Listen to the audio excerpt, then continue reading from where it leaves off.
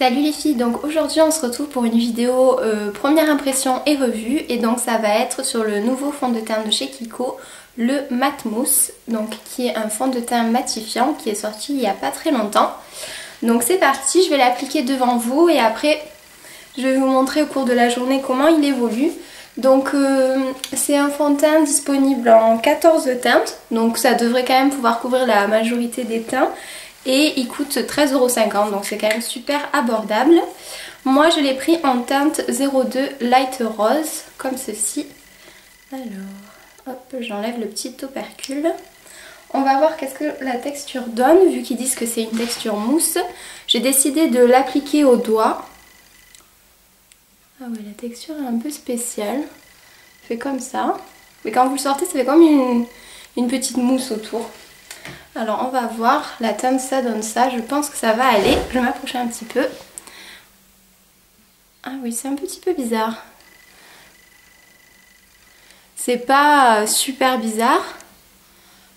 Ah par contre, je dirais que ça s'étale super bien. Genre quand je le pose sur la peau, ça glisse. J'ai l'impression d'avoir mis une base. Je pense qu'il doit y avoir du silicone dedans, c'est pas possible. J'ai l'impression d'avoir mis une base siliconée, mais un truc de fou. Donc c'est parti. Au niveau de la teinte, ça m'a l'air d'être la bonne. Je le sens pas sur la peau. J'ai l'impression d'étaler rien du tout.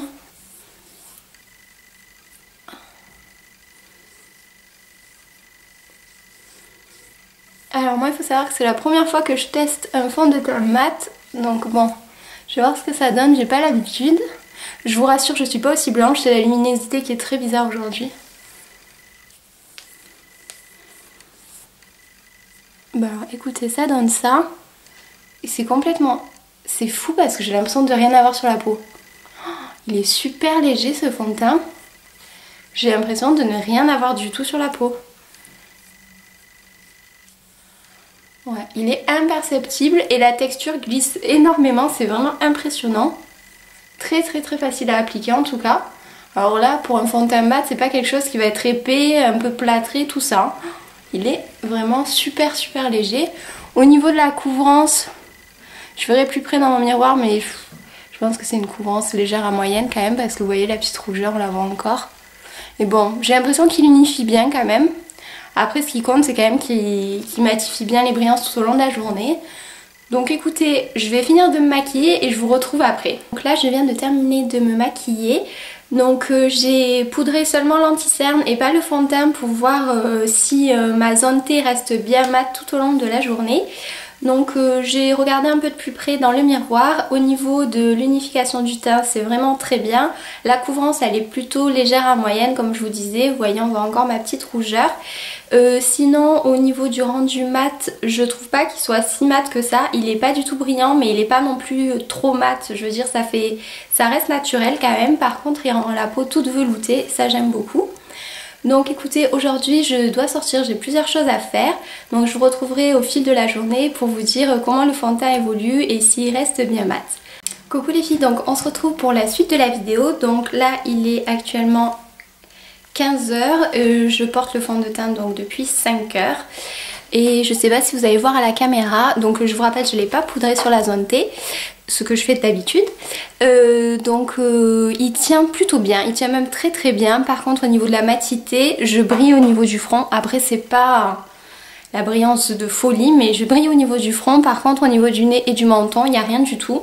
Mais voilà, au niveau du front je brille un petit peu. Sinon après il n'y a rien d'autre à dire, le fond de teint n'a pas bougé, il n'a pas filé dans les plis, voilà. Il a pas bougé depuis que je l'ai mis ce matin, il est toujours aussi imperceptible. Genre j'ai aucun mouvement de matière ni quoi que ce soit, juste un peu de brillance au niveau de la zone T. Donc on va voir encore comment ça évolue jusqu'à ce soir et je vous retrouve à la fin pour vous faire le bilan de cette journée. Donc on se retrouve pour la dernière partie de cette vidéo. Donc là il est presque 18 h, donc je tourne la dernière partie maintenant parce qu'après il va plus avoir de luminosité, donc le rendu va être pas terrible. Donc écoutez, au niveau de la tenue ça n'a pas changé, le fond de teint tient toujours aussi bien. J'ai porté mes lunettes pendant plusieurs heures et ça a fait à peine un petit peu des mouvements au niveau des arêtes du nez. Ça en fait la plupart du temps avec tous les fonds de teint que j'ai essayé, mais franchement ça n'a pas fait beaucoup moins que certains d'autres fonds de teint comme par exemple le Happy Light de chez Bourjois que j'aime beaucoup aussi. Et au niveau de la matité, le front brille encore plus que tout à l'heure, je sais pas si vous pourrez voir. Et après, non, ça ne brille pas du tout, ni au niveau du nez, ni au niveau du menton. Les joues non plus, mais bon, je brille jamais des joues. Mais d'habitude, c'est vrai que je brille au niveau de la zone T. Et là, juste mon front brille, en sachant que j'ai pas poudré le fond de teint de toute la journée. Donc à mon avis, en poudrant le fond de teint, il doit avoir aucun souci de brillance. Ça ne devrait pas poser de soucis. Donc écoutez, mon petit bilan sur ce fond de teint, donc qui est le Matte Mousse de chez Kiko, le nouveau fond de teint qui est sorti. Ben, un bilan plutôt positif. Pour le premier fond de teint mat que je testais, je suis assez contente. Au niveau de la texture, c'est vraiment surprenant. Ça fait pas une mousse, mais on sent que c'est pas une texture habituelle. Il y a quand même un choix de teintes assez important. Il y a 14 teintes. Le prix, pareil, très bien. Il coûte 13,50 €. En ce moment, vous avez des promotions. Enfin, vous avez tout le temps des promotions chez Kiko, donc vous pouvez le trouver encore moins cher. Après, il a un SPF de 15, donc c'est pas à négliger. Au niveau de l'application, mais là c'était un bonheur à appliquer. Comme vous avez dû le voir au début de la vidéo, quand je l'ai appliqué, il a glissé, mais c'était vraiment impressionnant comme il glissait facilement sur la peau. Et il est totalement imperceptible, c'est-à-dire qu'en 2-3 secondes, j'avais l'impression d'appliquer, je sais pas, zéro matière, vraiment c'était ça. Ils se font très bien à la peau, ils donnent à la peau un aspect velouté et puis je trouve qu'il fait bien le job au niveau de la matité.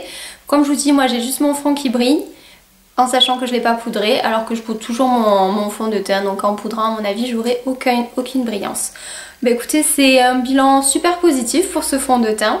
Je peux que vous recommander de l'essayer. Si vous l'avez déjà testé, n'hésitez pas à dire ce que vous en avez pensé en commentaire. En tout cas, je vous fais des gros bisous et je vous dis à bientôt pour une prochaine vidéo. Ciao ciao!